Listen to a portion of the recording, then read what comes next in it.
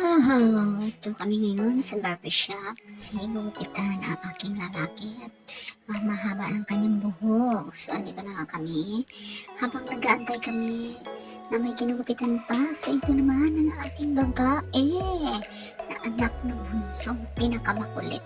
Habang nag-aantay kami, so ayan, parang nasa bahay lang din na pasayaw-sayaw at malikot.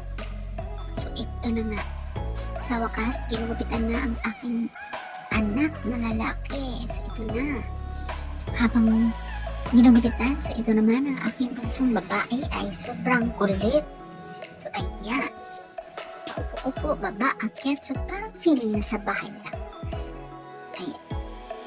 Malapit nang patapos ang kanyang kuya. Ayan, may pasayaw-sayaw pa si baby. Ganyan pa kulit ang